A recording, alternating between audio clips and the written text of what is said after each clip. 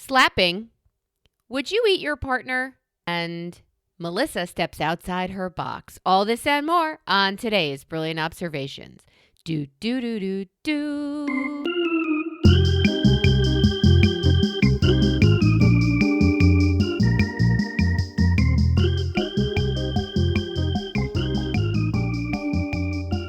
No teeth. Flat, flat, flatty, flat, flat. Good morning, Melissa. I'm so excited that you've made it back to the East and Best Coast. I was worried that you would get Stuckity-Stucksville. You don't think the West Coast says Best Coast? I think they say it. Yeah, I do. I do think they say it. They're so Hi, Amy. cute. How are you? I'm doing better than I've been doing, but I'm still not well. You are 3 weeks into an illness your son was generous enough to give you for the second time. Well, in fairness, yes, all fault to him. He's yes. a sharer. No. In fairness, I had the good pleasure of hanging out with a friend I hadn't seen in a bit, and he was oddly afflicted with sinus all of the out of the bluesies, and he was taking medicine and he was walking around looking miserable, and I was like, could this just be my seasonal allergies begin? Especially because all around me, they're planting stuff in my yard and have been uprooting it and replanting for weeks and weeks. So is it just a combination of, yeah, you were sick, but I normally have a sinus reaction like this anyway. So maybe this is just sinuses. I don't know. I'm just trying to justify, why am I still sick? And it's nearly March, and this started in the last days of December. Have I fucking had enough. I've had enough of it. It's weird. My morning snot that I have, welcome, dear listener. My morning snot that I have on the reg here on this coast wasn't there on the other coast. And I think that's weird. But do you know what was there? Sake. A lot of judgment about how the East Coast produces snot. Oh, my God. Okay, dear listener, our last episode told you that I was taking a trip cross country. And this is how I stepped outside Melissa's box. Ding, ding. I am a homebody. If that wasn't clear before, please take notice of this trip I took cross country and how far outside my box I went. Hundreds of miles. Let's say that. Over thousands of miles. It's far, and I like the comfort of my own four walls. And I did it. I left. I flew. It was fantastic. It was soul feeding. Let's take a moment just to acknowledge body that feeding. Before we even get into any of the details, which we are rightly and roundly going to get into, I just want to say, and also, frankly, memorialize the reality that you went to multiple airports. Oh my God, multiple planes with multiple humans, and you lived to tell the tale. It's possible for you to travel the world and return with joy in your heart. So we're going to stop for a moment and we're going to let that soak in. It's going to replace all the negative, false, trauma-informed bullshit that tells you travel bad, stay home. No. Outside good. You didn't hear the whole story, but okay. People-y good. Ignore bad. Ignore the realities of people-y bad and just Okay. jump in. Yeah, Swim in the I think sea of that's what you filth have that is to other do. people. Yeah. Firstly, want to hear about fucking Oregon, and so does everybody else. If I would just shut up long enough for you to do it. Okay, so really, dear listener, what you want to hear, since you might not know this whole situation, is that I flew to Oregon with another girlfriend to surprise a college friend of forever years. Now, when somebody you love moves to the other coast and you're a bit of a homebody hermit, go nowhere indoorsy, you're trapped to just keeping in touch by phone calls, FaceTime, and for us, Marco Polo. We use an app where we can see each other. I get to see where she sits on her deck getting high every day. And I said, that's it. I'm coming. And it was a surprise. So much so that we contacted her husband. And on the sly side, we went ahead and just showed up at the airport. And he said to her, hey, will you come with me to pick up our friend Dave's brother Dan, or our Dan's friend's brother's Dave something?" And she's like about to go to bed wearing her nightie. And she said, "Sure." So she threw on sweatpants and her nightgown and arrived at the airport, and had the feeling of saying to her husband, "I don't know where Dan is, but that girl's hair looks a lot like Melissa."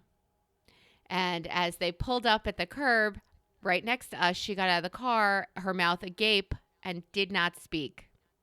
Now, Oh my God, I fucking love this. Now, if you know this friend, the fact that she is not speaking has never happened. Never in the history. She's either dead or you're lying. It's one or the other. There's no way this is happening. She just stood there unable to reconcile. Melissa and Annie are at my airport. They're in my town. And she did that for a good 12 hours. I'm not going to lie. She had just disbelief. And her husband was kind enough to call her dog walking boss and say, "Don't put her on the schedule this week." And so we had her all week, and it was fantastic. She was shocked. It is wonderful to be able to see your friends in their natural habitat when you haven't in over 20 years. And it was delightful. It was soul feeding to be in the same place and to touch and to hug and to share. The things that were wonderful were speechlessly wonderful. Go to Oregon. It is the only place in the country that has legalized, decriminalized all drugs. Friends, I'm talking cocaine, psilocybin. I'm talking meth. I'm talking heroin. They have legalized, please pause, everything. So that was terrifying. Interesting. Sure, that was interesting. I did not partake in any of those things, just so you know. Good job. I don't feel like meth is something you need to fool around with. Yeah. I have a healthy fear. I also happen to have an unhealthy fear. But I stepped out of my box and I traveled. And the only bad travel, I have to tell you, was on the way home. And it was not just terrible. It was terrible, horrible, no good, very bad. It was worse than Alexander's day. Come on. What? I will first tell you that I tried some new foods. I went to see waterfalls that were unbelievable. And Amy was with me when I went to an enormous warehouse of antiques, because this is going to be her happy place. And I made this friend promise. I made Sarah promise to take you there. I know that when you go visit, you're not doing Portland, Oregon. You're doing Bend. You're doing the dog races, and you're doing the art museums and all the fun stuff on the other side of the mountains. And that's going to be great. I've never done that, so I cannot wait to hear about that. But the one thing on your one day in Portland, you must. I have it written in her blood on her arm that you will be going to this antique shop. To the point where, dear listener, I was FaceTiming Amy from there, and she started saying things like, "Higher, what's that? What's that?" I know, Amy, this is your home. Now, don't get me wrong. There was also several glass jars of doll heads and a glass jar of doll arms and one of torsos. So I don't know what to make of that serial killer segment vibe. A, legalized drugs. Yeah, right, no. That's possible. Gross. But I mean, if I had had more time there, you have an estate sale and half of Nana's stuff was taken away. It's all in this place. It's really all here. There was a bundle of small spoons that I wanted. I know, I was all in. And then the people who ran the shop said, "We're closing early for a storm." And okay. Sarah said, it's Portland. It doesn't storm here. You don't get accumulation. You get like a little something. Please, these people out here, because she's from Maryland, they don't know what they're doing. They weren't taught how to drive right anyway. It turned out they were correct. The storm that came dumped more snow on Portland than they had seen since World War II. I heard this was the second highest accumulation in history in Portland. Yeah. So I'm so glad you flew there that day. That's fucking hilarious. So How that fucking is hilarious. Yes. Ooh, I don't think that's how I was feeling. Our Do friend, tell. our friend has a heart monitor on right now. She's had some events where the doctor would like to keep track of her, so she's wearing a halter, and that's great to know what's going on. But I also have my Apple Watch, and I know what my resting heart rate is, something I would never normally know. I know what it is. I would like to tell you that 108 is not a normal resting heart rate while you're sitting It's in the not. back of a car, unable to get out of town to an airport. So I think I You're might need so a monitor cute. too. I find this so charming. I mean, really? You really know your heart rate because of your watch, and it really was so elevated. Your watch was telling you, danger, danger, danger, danger, warning, warning, possible delay at airport. Like, what are you going to do about it? What's your heart going to do about it? Pump harder? I mean, I'm just, Explode. I find it fascinating. I really do. So, My solution to all these things is to eat through it. So, I mean, we all have our own physiological stupidities. Let's discuss that. I fly out there, one with a gluten-free girl to meet another gluten-free girl, and Oh, one so meal. sorry. I know. One meal we're like, let's just get pizza, right? And I'm like, yeah, Okay. sure. I would love as a New Yorker to see Oregon pizza. It is my goal to eat pizza all over the country. Fair, true. We have a contest about it, yes. This was not it. So they get a pizza that is, you know, some kind of sketchy animal cheese, and it obviously wasn't goat, or I would know it, or feta, or I would know it. And they put some artichoke on it. They put something else on it, and it's just this pile. Keep in mind, it's that crust that's like matzah, but harder. It's made of like cauliflower and paste. Yeah. I wish there was cauliflower in it. I would have tried it. So they ate this. They ate this pizza, and I heard it from 3 rooms away as I refilled my water, and as they crunched through this awkward crust. And then I got a regular pizza because I'm regular, and or as Delta calls me when flying, basic. I got a basic pizza.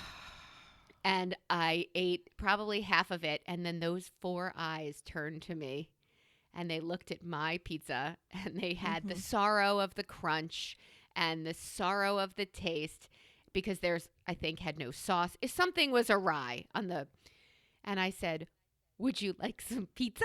And before I could finish my question, the two of them were finishing my pizza, and I thought, gluten-free, huh? Was that a good choice? Right. Yes. Have fun shitting yourself. It's worth it.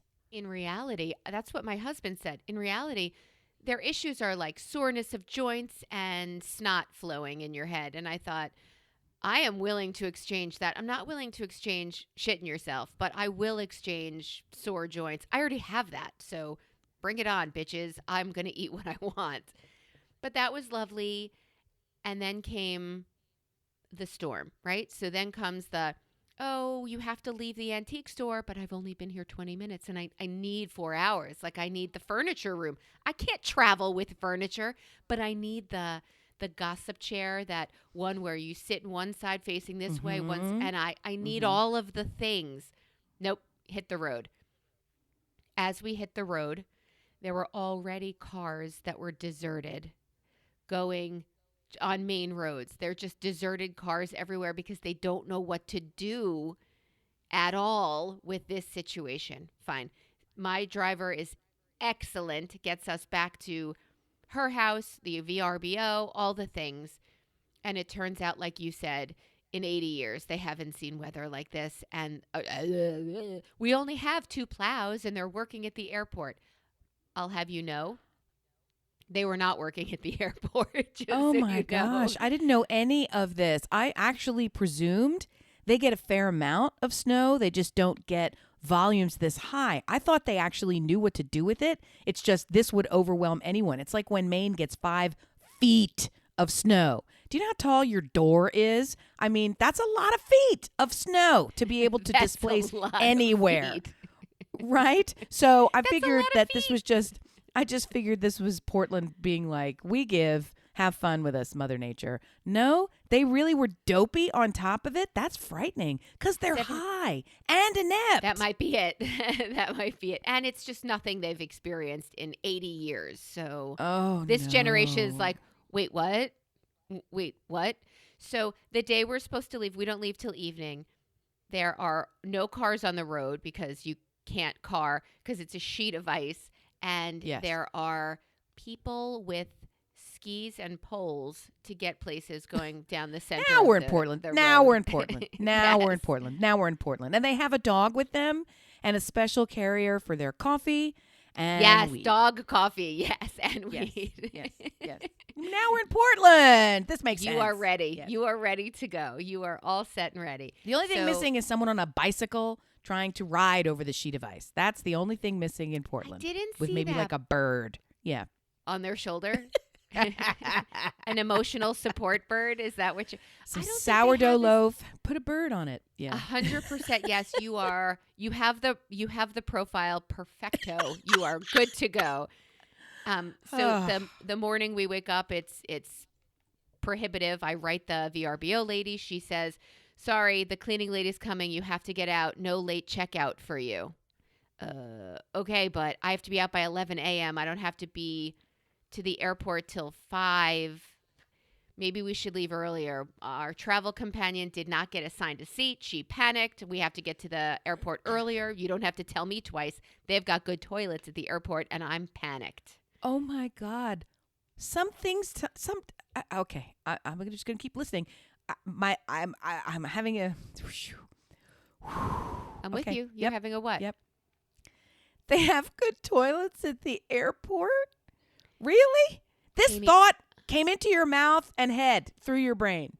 I mean, I can't even. Amy, I've I stopped. I've had a traveled- short circuit. I've had a short circuit. I can't even describe how much of a short circuit I've had based on this knowledge that this is something.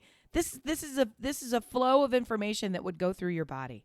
Okay, all right. I love you. I love you. This is one of the many reasons that I love you. This joy and dumbfoundedness over what is that? Okay. All right, I'm back. I'm back to you. It shocks me. Yeah, I took a tour of waterfalls while I was there, which was just so incredible.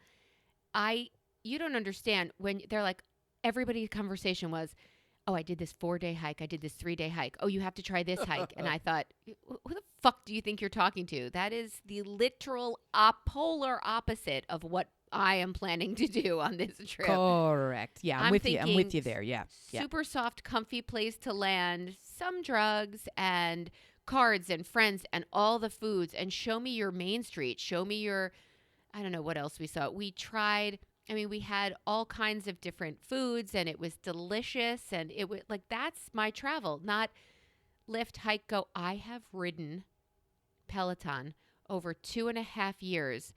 And crazy. when I had to travel 2 separate planes back home to Philadelphia, I thought I was going to die. I Really? went ahead and like I said, Delta marked me as basic. I was the very last human on the plane. Very last, which means, do you no. have room for my carry-on bag in overhead? So immediately my stomach's churning. They're 2 heavy bags that I can't leave with a stranger. I have to take them to the toilet with me. It was horrible. Followed by, I finally get on, I sit down, and we sit for 1 hour as they try to de-ice things in Portland to get to Salt Lake City, where I have a connection in 1 Okay. hour and 12 minutes. I feel like I need to keep notes on all my confusion. 1 hour and going. 12 minutes between the flights. And I sat on the tarmac for 1 hour in Portland, which means, for those You're of you cold. keeping Yeah. track at home, I have 12 minutes from seat 33 on the plane, deplane and get to the next gate, wherever that is that I need to get to, and onto the next plane to that's get to stressful. Philadelphia. I'm filled with stress for you. Everybody around me said, "My plane's boarding," as we pulled in. "My plane's boarding already." My plane left already. Families going to Disney with 4 children and ears on in the plane missed their flights. It's a hot mess. And I don't care about them. I care about me. I want my bed. I want my toilet. I want my dogs, my soft, friendly dogs. Look, the woman I visited had a dog who is not warm, fluffy, and friendly. He's a good boy. He's really well trained. And if you could sneak in a butt scratch and you're not mommy, you're a lucky girl.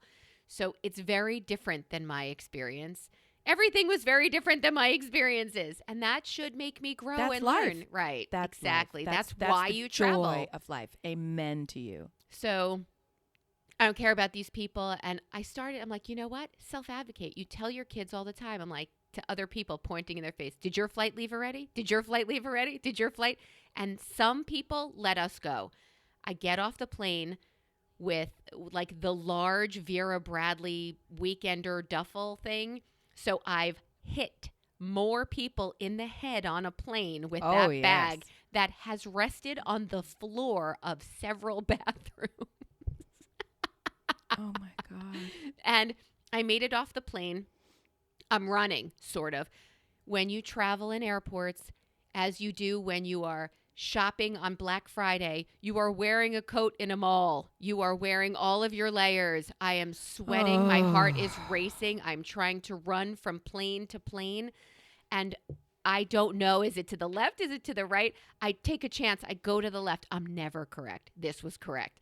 So gosh. A woman yells, Philly.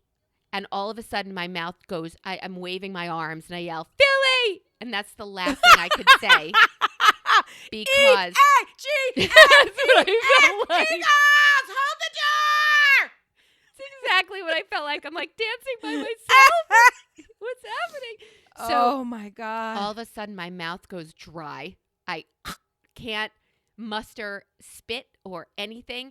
And I start seeing dots. Like I start blacking out a little and I'm trying to run and I'm thinking, those are your party freckles. fuck you, Peloton. You've served me not at all. I am I could've told completely you. unprepared for this.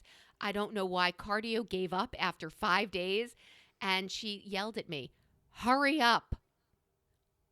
Are you fucking Really? kidding me? Do you see me running with Vera She's on my fucking back? On my face. She's home and my backpack and all my. So I am. I think I'm running. I'm clearly not. Kind of like when you're pregnant in labor and you think you're think I'm pushing, running. but you're not. You're like, eh. I think I'm running, but clearly she has informed me that what I'm doing is not running. So I'm going, and she scans my, and then, here's my other topic for today, but I'll get to it in a sec. I get to her, and I'm trying to open my phone with my face. Oh, by the way, I'm wearing a mask. I have been since entering, and the panic and the heavy breathing and into a mat.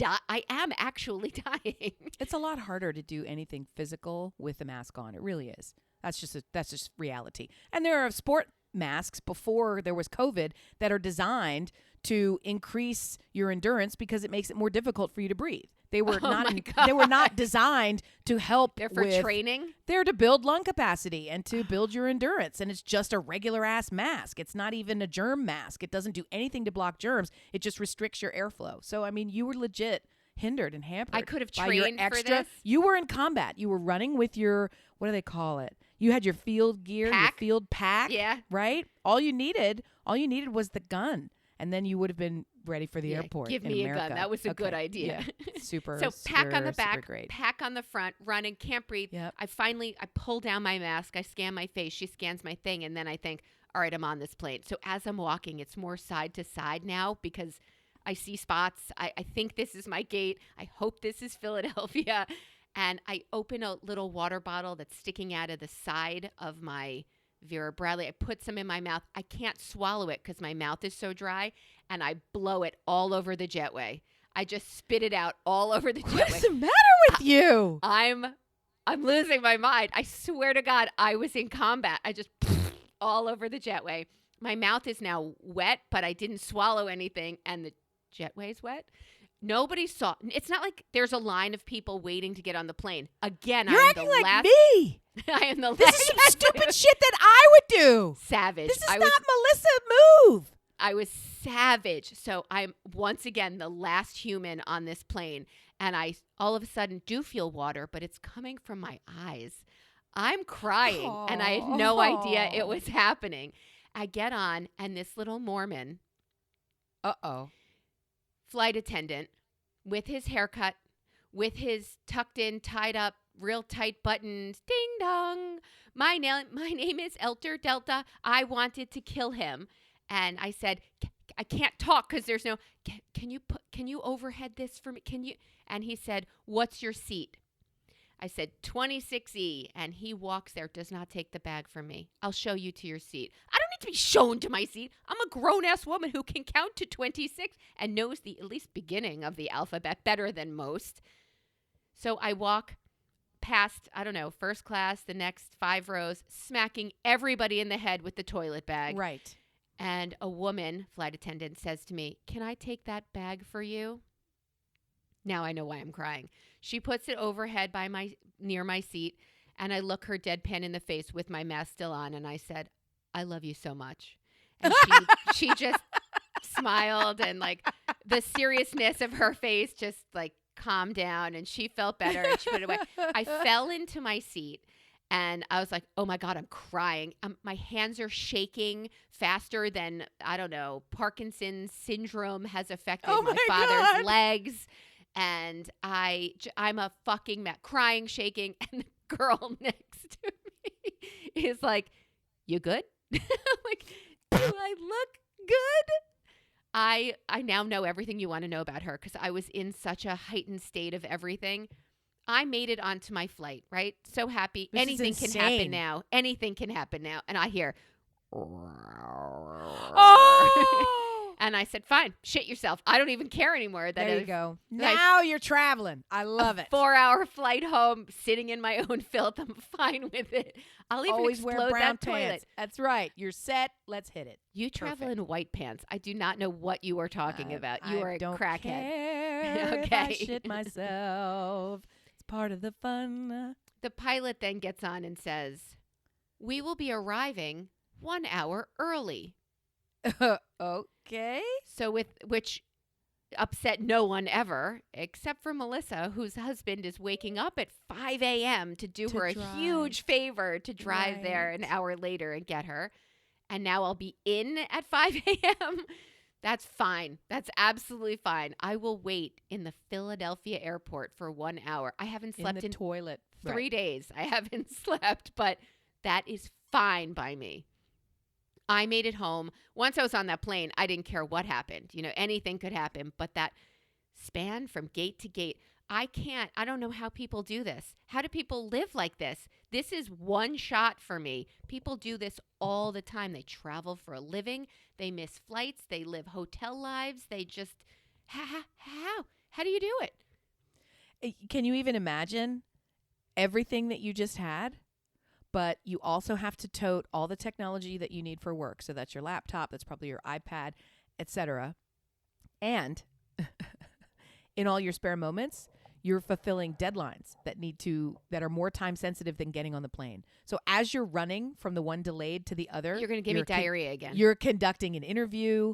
You are on an international call with people in a different time zone. You are uploading files that somehow weren't accepted by the FTP site and have to be uploaded again. You have to access something on the laptop that you have a sent copy in your phone, but somehow that's not big enough because the attachment got fucked up. So you have to go back to the native file. So you have to open your laptop. Hives. You're killing while me. The woman is yelling, "Can't you run, Philly? Can't you run?"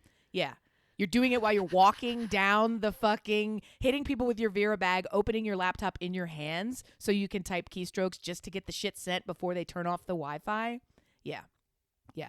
That's how I don't know how you do that. is. I just lost hair. I just lost a molting listening to that on top of. I did that while pregnant. And I finally I just called human resources. I finally gave up. And it probably was one of the reasons that my career took a huge turn, because I called human resources and said, I'm not comfortable going through another electromagnetic security gate 4 times in a day, 3 days a week, in addition to being in the air with my unborn baby. I don't know what that's all about. I don't think this can be good. This is too frequent. I'm not getting any sleep, all the rest of it. No, I've told you the story. I sat on the plane pregnant, crying my eyes out in that same state. And the poor guy next to me is like, I don't know what's going on in your life, but I just want to say I support you. I got your back. Do you need a cookie? It's just my job. It's just my job. Yeah. So let me get you a cookie. Yeah. So the good news is you did great. And the universe supported you all the way. by giving you just a little bit of urgency to keep you vibrant and get a healthy glow. And now you're home on time, right? You didn't get stuck and trapped in the wrong airport on the wrong coast. As You we're made it all the pulling way. on, How did our fair friend make it? Because she had to fly from, one pole to the other, effectively, in terms of snow cap. she was hilarious. She flew from Oregon she went right from Portland to Seattle. I'm like, you could have driven there in less time. And then to Boston, and then drove from Boston to Maine. It was a hot mess for her. She made it home after I did, like an hour and a half after I did. But she was already through her first flight and waiting for the next flight while I was still sitting in Portland shitting my pants thinking, why is everybody getting on this plane but me? How can I put this bag? How can I check it to my next location when I don't even know if I'm making my next location? Am I ever going to see my sneakers again? Like, what? Oh my God, save me. But everything worked out. Everything was fantastic. I found it so interesting, the weed situation in Oregon. You can drive by in a sealed car a dispensary and then you're permeated with it. It's everywhere, not just the smell of it. It's just, I felt a little gross from it after a while. Like, I want to be. It's kind of like being in Kennett Square. I'm guessing I'm saying this in the form of a question. Is it Mushrooms? like being in Kennett Square where you get out of the car or even sit in the car with the windows rolled up and everything smells of compost because they are the mushroom Yes. capital of the world? Really Yeah. culinary mushrooms, and they are a delight. The mushrooms they grow are the best that you can possibly get, but the entire city, and it's whatever township, the entire town smells like poop. And you smell like poop. I mean, it's a strong poop smell. It's worse Right, which than is going why to a the nursery. mushrooms. Right, which is why the mushrooms are so Yeah. fly. But So you're saying that the air is scented with that weed dank all over you, whether you The weed it air, or not? our friends, everything there is Wow. Good to where I know. didn't smell it was nature. Where I didn't smell it was when we went for our out of townish, but in town, like the waterfalls. That's when the air was clear, covered in moss. It was raining on us. Portland, it rains a lot. Rubber shoes. We'll discuss things you need to bring with you. Your bean boots that you only wear twice Super a year. unprepared. Yep, I'm super unprepared. So yeah. unprepared. So that was a fantastic trip. There are probably more stories that will come up for you, with you, near you, but that's more than enough of Portland. The thing that I am clinging to that erodes and erases any whiff of jealousy that may have arisen from some of the best people on the planet being on the same dot on the planet simultaneously is my now vision of Sarah's face. Yeah. Agape. Stuart said, I In don't the think I dark, understand. weird parking lot, drive past, whatever it's called. In her nightie. Just looking at the scene that she can't connect. And also, she's feeling it, but she can't even identify it because it's, how did I get so lucky? Oh, my God. I love it. Nothing. She had no words, which never happens to this girl. So then I look and I see that your husband posts that you're going to see one of my favorite shows of all time. One family, our kids have seen multiple times, but you have been screwed over by this show and COVID for years and years. You had tickets, canceled tickets, and finally the Fugazis went to see Book of Mormon last night. It's weird how we would miss a few shows that are so pivotal to so many people. Case in point, and this one's going to be dumb before I tell you about Book of Mormon. I've never seen Cats. Because in the beginning, it was too wildly popular, and then it was a joke, so you don't go when everybody could go. And then it was like, why on earth? And then it's even worse. Then it's campy. And it's like, let's go see it again and laugh and see how it held up. It's awful. I didn't do any of these things. And then I thought, you know what? I have to just pop this cherry. I'm going. The Broadway touring company, they picked fucking Cats. Are you kidding? Well, whatever. So we didn't actually sell our tickets to that show and said, let's go see it. And my husband's Let's like, get high first. You're going to make me see this? And I'm like, I feel like, well, it's got 2 songs that I really like. And I don't know. I've never seen, it's like saying I've never seen The Lion King. At a certain point, it's like my husband has never seen E.T. Like there's things that you need to just do in life. Yes, it's true. What and now did you just say? I said it, and he's old enough now that he won't see it. And now becomes this thing where people who've never seen Star Wars and you just don't like them and cut them out of your life. He's never seen E.T. and now he won't see it because he's never seen it. Okay. So he has to like live this lie of, This is a phenomenon. Before you cast Yes, me. you're my point. No, your point. That's the point I'm making about This Cats. is a phenomenon. And we ended up not seeing Cats because we fucking forgot that we had the ticket. After all that time. That's like all that time, we were like having a cocktail. We're like, what should we do tonight? We're like, fuck! We're supposed to be at the theater right now. Just so you know. So the universe does not want us to see Cats or anyone else. Just so you know, there's no loss there. Dear listener, here's your topic for this week. I have two for you. One, what movies has everybody seen and hyped up in such a way that you're like, go fuck yourself, I'm not seeing it. And now it's either way too late or you think it's way too late or whatever. Write us at brilliantobservations@gmail.com and let us know. Also find us on socials at Listen Brilliant. Go to Facebook, Brilliant Observations or Brillab Squad. Tell us, for me, it was Pulp Fiction. I wouldn't see it. I wouldn't see it. I wouldn't see it. I wouldn't see it. They're like, but Eric Stoltz is in it and you worship him.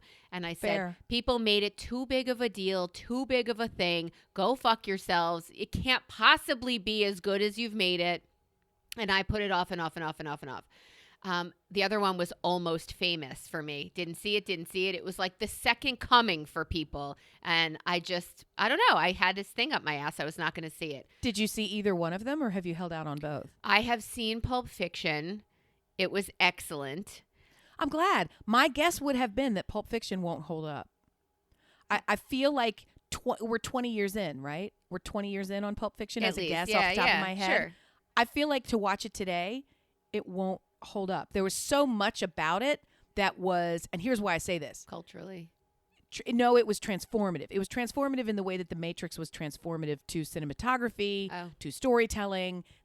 Pulp Fiction had all of that. If you watch it just from a movie making, from an entertainment standpoint, yeah, it's going to be, okay, I get it. I'm glad I saw it. But at the time, part of the hype was Truman Show hype. This is something that is being done in a new way, in a transformative way that lots of things are now based on because of. Right. So that one, and Almost Famous, is so locked in time that I feel like it would hold up because it completely envelops you. It's telling a story that's locked in the time and place of that story. It's a period piece. But in any event, I'm glad it held up. I didn't think it would. We want to know, dear listener, because Amy wants to know too. She wants to know when I tell her. But I want all the things. Write us and tell us, what have you protested movie-wise that everybody overhyped?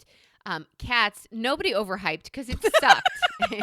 So that's okay to miss that. Now skip Book of Mormon. So I love the idea of it. I have wanted to see it. It was one of those pinnacle shows that I was like, got to, and then it just never really happened.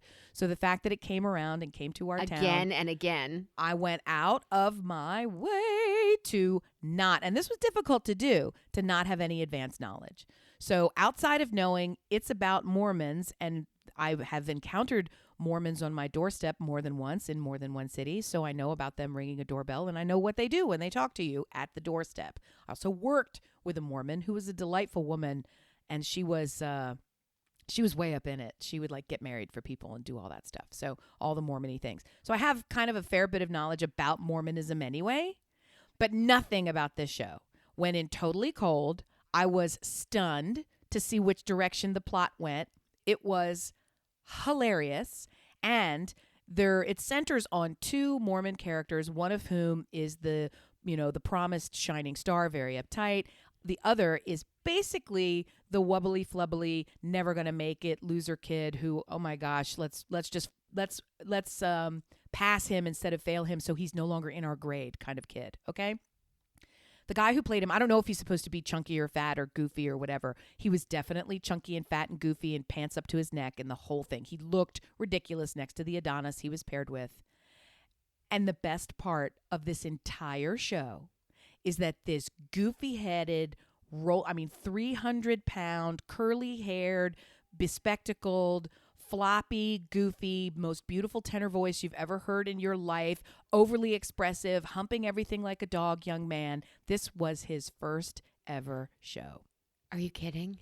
I'm not. In the program, he said, I am thrilled. And it was in all caps with 5 exclamation Oh points my to be God. making my theatrical debut in the national tour of Book of Mormon. Thank you, mommy, daddy, husband, Oh my lover, all the things, God. and yippee yappy. I just graduated from Maymount, Manhattan Theatery, Marymount, yeah. district of who cares, whatever. Acting, Oh right. my God. Oh, so we got to see someone who we'll see again, because this man, he made it. He got more applause than the straight up tight dude who, frankly, has all of the scene stealing everything. But this other guy, it was just a joy. So it's wildly irreverent. And by that, I mean, it crosses over into very uncomfortable territory because it's written by the guys of South Park, if you don't know.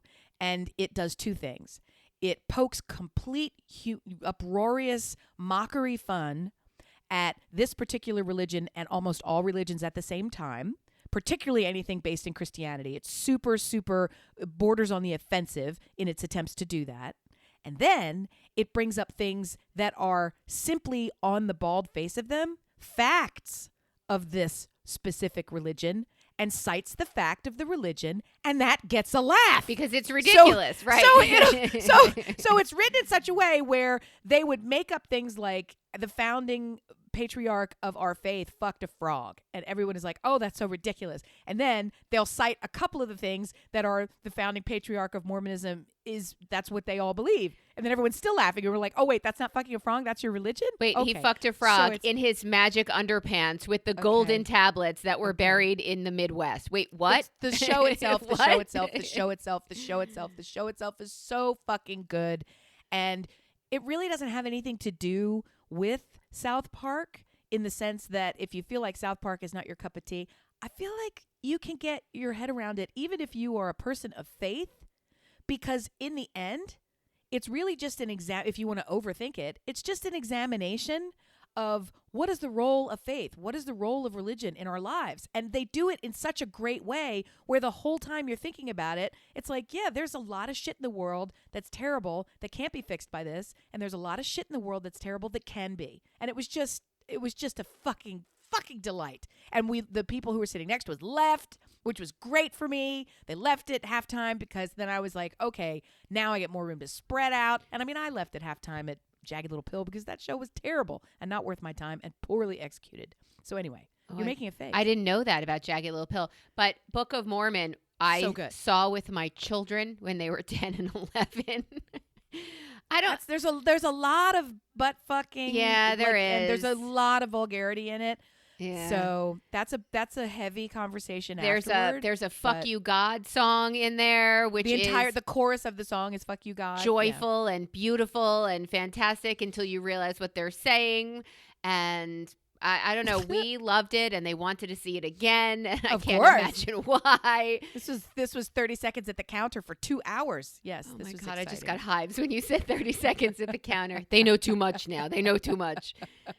I can't risk it. I just can't risk it. It was a joy. So and here's the name of the tune. My husband had everything that I'm saying. He would give a big yes to, but then on top of it all, he also has the yes of, we have some very outwardly pious neighbors who are also staunch supporters of the Republican Party, and they made a big statement about how offensive this show was and that it was obscene and that it was really problematic. And, it's like, well, then why did you go to it? So I got to say mad props for going. But at the same time, my husband just takes this kind of skip through the garden delight at watching all the Facebook posts that they're doing and then what he's doing. And I'm like, why do you even care? I mean, I genuinely have zero interest or fascination in what anybody else has to say about it. So I don't care about that, but he's sort of like eating the popcorn, watching what's going on, which is kind of why the neighbor is doing it. I love it. So it's this great symbiotic relationship of like, oh my God, did you see? Did you say? Oh my God, did you see? Did you say? And they cross comment on each other's Sure did. posts. I loved it.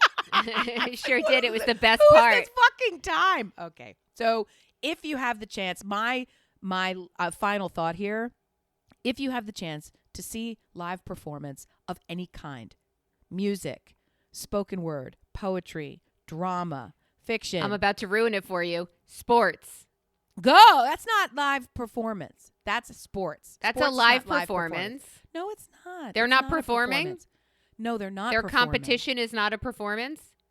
No, it's not performance because they're not doing something that they have planned to do that day in advance. Oh, I think they have. No, it's not. Dance is athletics and dance is not sport. You have rehearsed this. This is a piece that you are performing. This is I think this all is an the act of plays and storytelling. screens, and because you put on the board that you fucking hate basketball now. You are. I am so sick of basketball. I cannot be any more sick of basketball. And the only reason I even put it on the board because no one cares about basketball except for you. I love Melissa. basketball. The only reason I put it on the board. I Go watched ahead. Pitt beat Syracuse. We've been Syracuse fans since my husband went to medical school there. Die hard. Now my kid goes to Pitt. I watched a Pitt-Syracuse game last night that had me standing up and screaming, and I am exhausted from travel, and I was so excited. What human woman would turn on Human woman. a sport event without a man with you to watch it? I mean, that's like I volunteer as tribute. It was is my fantastic. husband gonna watch fucking? I don't even know what it's called anymore. Bridgerton? No. I'm lucky if he sits through half an episode with me just because I'm getting a little saucy. Hey. I'm just here to say. Religiously, I've been watching the Sixers. I've been watching Pitt. I'm so excited. Once you know the players, once you care, once you see it, like it's fantastic. It's great. I love it. And so sorry to tell you, they're all coming to your town for the ACC. They always fucking come to my town. Yeah. I actually took notes on this. I don't know if you saw because I wanted to be able to tell you. Here, I'm going to open up these notes. So I apologize. I'm never the person to read notes while we talk. Okay. So here I'm going to put on my tourism hat for just a second. Greensboro is known as Jeansboro for our strong textile presence, home of Wrangler, Lee, etc. Woohoo. So did you also know that Greensboro is known as Tournament Town? It is. If you've ever flown to Greensboro, our entire airport is covered with signs that say, welcome to Tournament Town, welcome to ACC, all this other shit's ridiculous. Because Greensboro was the ACC headquarters for 69 years until 2022. 69. When they unceremoniously left and went to Charlotte because they're little bitches. But we still have hosted more ACC tournaments in Greensboro than anywhere else ever. Ever. We have hosted 28 ACC men's basketball tournaments and 22 women's basketball tournaments. And despite losing the headquarters here, we're hosting ACC tournament in March again here because they can't get enough of us and we're great. So March Madness is fucking up the street a fucking again. I'm so sick of it. I love it. I'm so sick of jealous. it. No, I like us for having furniture market. I like us for having, good design things. I like all these things. Oh my God. I like us. You have an optical place where you got your glasses and your husband got his. On Elm. It's wonderful. I get them on Facebook now and I love their shit. I kind of want to. Becky is spectacular. But I want to tell you more about basketball because there's two things going on here. All of that, I'm fucking sick of it. Because my kids' high school, my kids' entire school, but the high school in particular, is a, because it's a pre-K all the way through high school. The entity of it is a basketball school. So we, even last night, won the state championship. So we're having to watch the simulcast of the state championship game while we're getting ready to go to the theater, because if we didn't have theater tickets, we'd be in the crowd at the fucking state basketball game.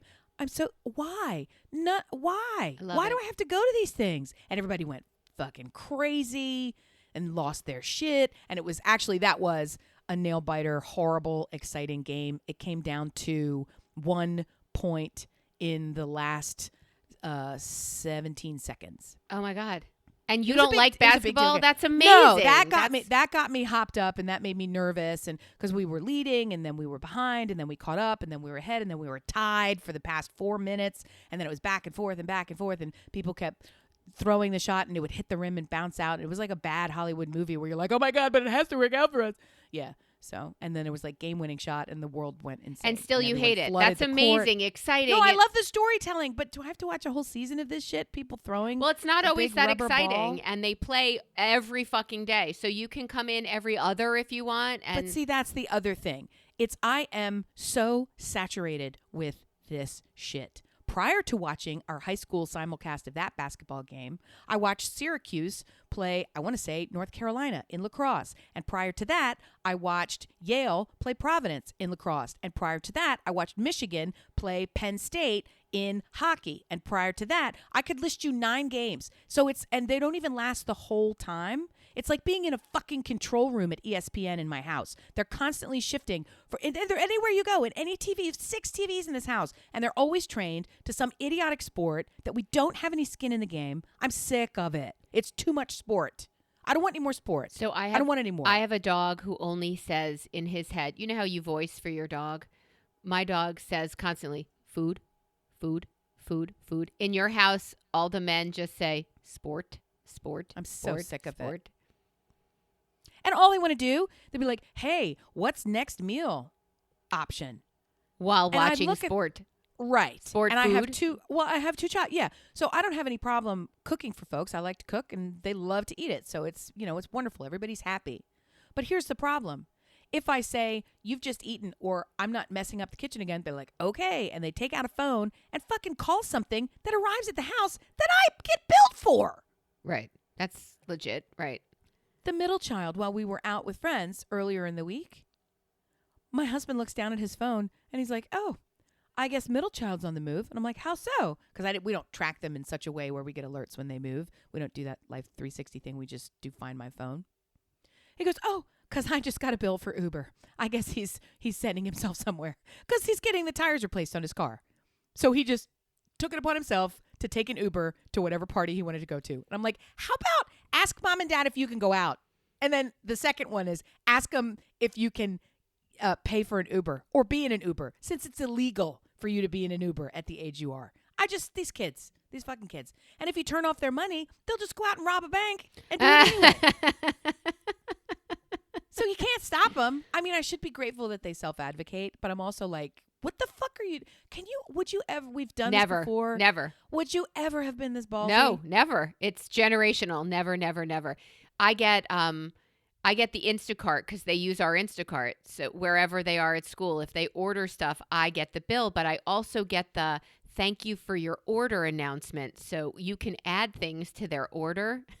Tampons or to the boys. subtract them. Condoms to the boys, and you can subtract. Yeah, you could say never mind. I changed my mind on this and get rid of things.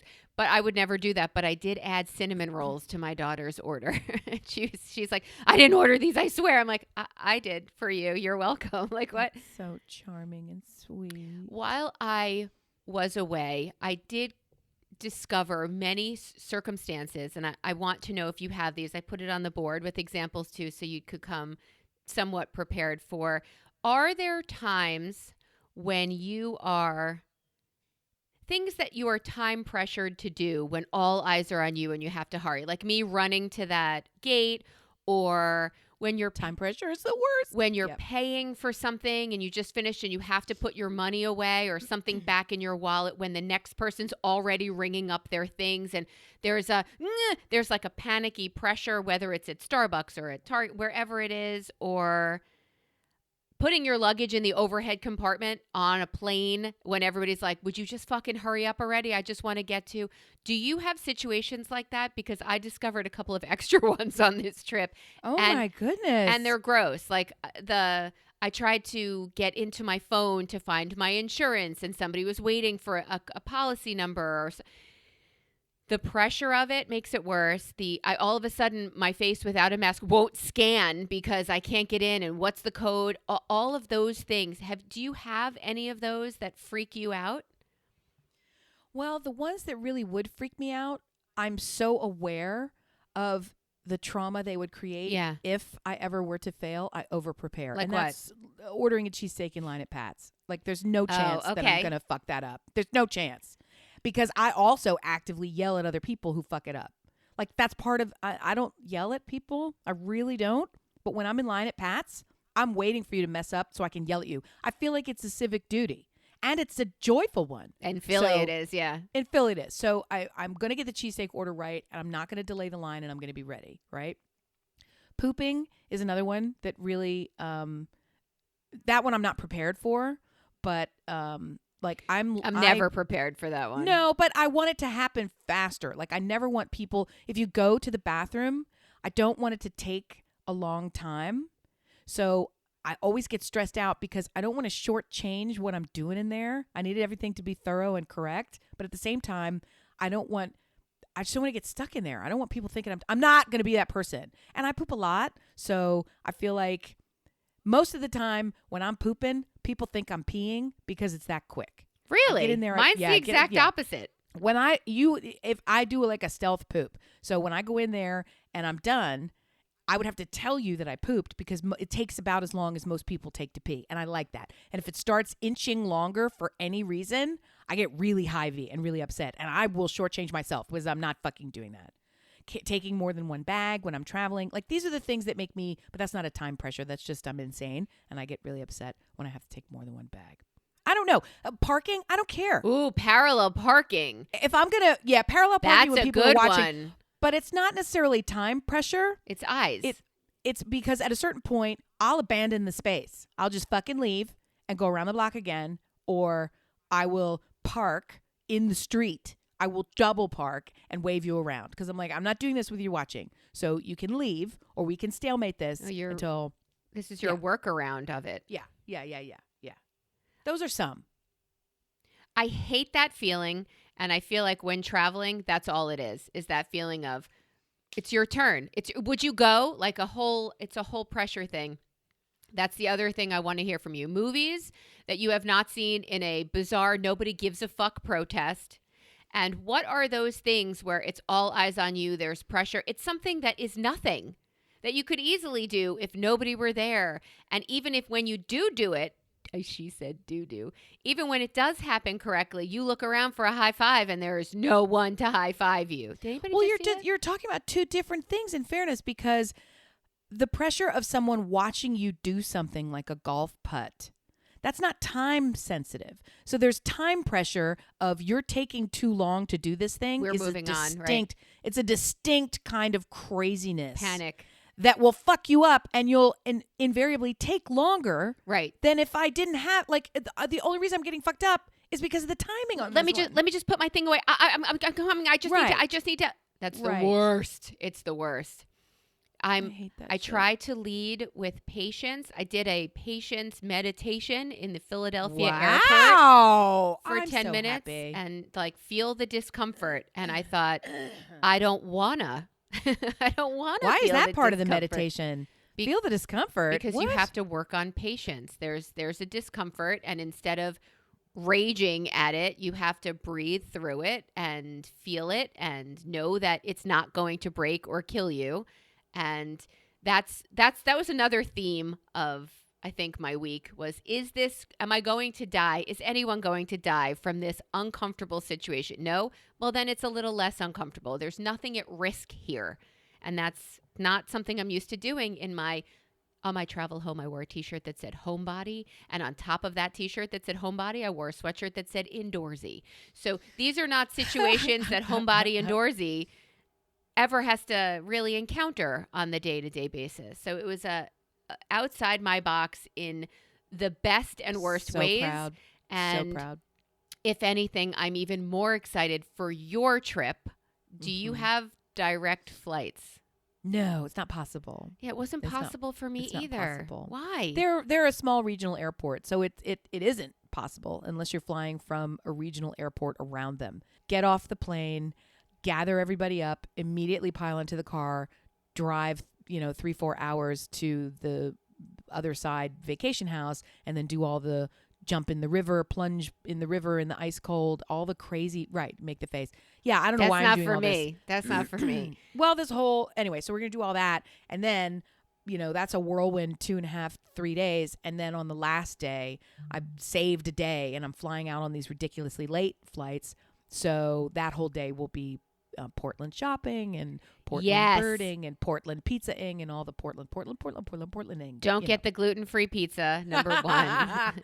As if you need to say. Number two, I told her must go to Antique Shop. It's a must. You will love it. I did see when I came home or before I left there was a competition while watching ESPN. It was a slapping, like it was a sport. slapping. Do you know of Yeah. this? I don't, but even as you say it, I feel like I saw it last year. Like I feel like it's a an offshoot of the whole arm wrestling thing. I feel like Very I've heard of similar such a thing. community Yeah. to the Yeah. but what they do is they videotape it in slow motion to watch Oh the my face god. and all of its ripples as it takes the punch, as it takes the open hand slap. I And couldn't watch it. I I wouldn't had be to able to look watch away it. after I saw what it really was, like from the slap and then the slow motion and then the ripple of the face and then watching them fall to the ground and the eyeball focus that took a good 15 seconds to regain stability. This is instant brain damage. Why is this a thing that's okay? Arm wrestling doesn't give you brain damage. You know, I have trouble with football, and there's at least strategy in football. This is literally smacking the case that holds the brain. In football, you could have a TBI. In slapping, you are guaranteed a traumatic brain injury. This is just where you're going, where you're headed, full speed ahead. Why is this allowed? I don't know. I think we have to ask the Kiwis in the New Zealand area of the world whose cultural thing is they want to headbutt everybody. And they repeatedly, that's their sign of masculinity. They do these as hard as you possibly can. Headbutt, headbutt, headbutt. And one of the actors who was in one of the Lord of the Rings, none of that matters, but you're getting an image. It's Viggo Mortensen. So Okay. as a sign of true respect for him, the entire tribe wanted to bless him with this ceremony. And so there's a video of like 7, maybe it was like 10 or 12 guys. It was too many guys, all giving him back to back to back to back to back to back to back to back to back their hardest headbutts to the same place on his head, and the welt that appeared immediately, and he couldn't see, like it was just. And he talks about it after, like, yeah, I don't think I ever want to do that again, but I'm very grateful for this was like the high, like it's going to some culture where they eat It's razor the blades. Pulitzer Like, I don't know what Prize. to tell you. It's their Pulitzer Prize. It was, yeah, but at the same time, it's like, guys, how is this survival of the fittest? Because you're killing yourselves with your survival test. Like, you could survive more of you if you don't actively try to thin the herd. I don't know about the slapping test. I don't want to be slapped. How do you practice They are for a slapping monster competition? men. They are monster men. Why do you think this is a safe practice? How do physicians allow this to happen? I don't Oh, understand. nobody cares about physicians. You've been to Portland where they legalized meth. Come on. They did legalize meth. Oh, here's something interesting in Portland. There are more homeless people that I've seen there than, and I'm a New Yorker, That makes me sad. than anywhere else in the world. And it was horrible. Like, it was horrible. And here's what I learned.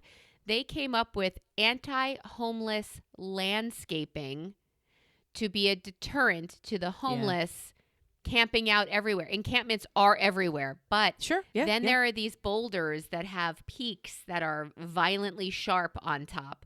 And I said, ooh, I would hate to fall from anywhere, that building, that height, onto that. And she said, that's actually why they're there. They're anti-homeless landscaping. And I thought, wow, you guys know you have a problem. And in lieu of coming up with a plan for no-income housing, you chose to make deterrents for don't stop here, keep moving. So I thought that was fascinating. Everybody could get high, but not everybody could live high. Live free or die. Oh, that's the other coast. I don't know, man. It's so confusing. It's such a mixed bag when you're dealing with what do they say? The unhoused. Yep. The unhoused population. Yeah. Yeah. And the reality is, at what point is van life? At what point is camping? At what point is it a choice? And at what point is it a societal breakdown? So I mean, that's like the whole bigger things of, frankly, we'll just stick with the one you've mentioned. I don't think it's great that they've legalized meth, if that really is true. Heroin. I don't know if you're doing it. I don't know if you're doing it just for Cocaine. show fun, but No, heroin, cocaine. Are you out of your mind? I don't actually love that pot and all of its forms has been I do. deregulated, legalized. But at the same time, and the reason for that is I think a lot of people can get themselves into trouble with it in the same way that people can get into trouble with alcohol. I like a little regulation with my, horrible adult habit. I don't think that's the worst thing in the world. Having said all that, I don't know that there's recreational meth. I don't know that there's There's any no such good that thing as can that, come right. from it. I don't know that it's about social stigma that we're trying to protect meth users, that we need to give them the freedom. Like I don't classify heroin and meth as A-OK Right. in the usy drugs area, and it's just stunning to me. So that comes down to folks who are living out of doors. Right. You know? It's crazy. I've stumbled into TikTok. I love my TikTok. I somehow am on van life TikTok. So I'm constantly seeing places. Now I know all the great places to park. I know how people poop, which I don't care to know. Dig a hole. But they tell me. Where they show me their shower, stuff. right? Where they shower. All Because you the get a free things. ticket if you fill your van, and you get the ticket for. I used to be in that one. If we ever broke up, I'll never be sad, because I hear that's Oh, I riff all the love that times on my song. TikTok every single time. Yeah. So Just so in you any know, event. Oregon is ranked first in the country for pain relief misuse, second in the country for meth Yeah. misuse, fourth in the country Yeah. for cocaine and alcohol misuse. They're Right. hoping they're the 48th in access to treatment. So they're hoping that I'm assuming the taxes that they gather in having made this legal, they can reallocate to that money can be allocated to addiction and to home and to housing. Okay. I amen to taxing it. Tax it all day long. So I will but say- it's not good. I will say in Portland, the homeless encampments that I've seen have nicer tents and equipment Right. than I have seen anywhere else. I think that's great. Dear listener, I gave you 2 homework assignments. When have you been so uncomfortable? All eyes on you. Hurry up, hurry up, hurry up. What are you doing? What's taking you so long? That's one. And the other one is movies that you have not seen because fuck you, it can't be that good, or it's your own personal protest. I really want to know. Fill us in. Tell us everything. I'm sorry if I monopolized this entire pod with Portland. Have to prep Amy, have to annoy you. I did my job. I love you so much. Thank you for carrying my bag and putting it in the overhead compartment. Let's make out. This was super fun. Super fun. I love it. Thanks for coming. Thanks for listening. Thanks for showing up for us. We hope we showed up for you. If you're still listening at this point in the podcast, do everybody a service and speak our name out loud to someone else who would enjoy listening to the show. Say, hey, you should listen to Brilliant Observations. Tell them with your mouth. You don't need to share it on social media. You still have connection with other people. The person serving you coffee, you should say, I'm not going to tip you unless you listen to Brilliant Observations. And they will say, bingo, I already do. Say the word, bird. Tell them everything. Spread the word. Love you. Bye.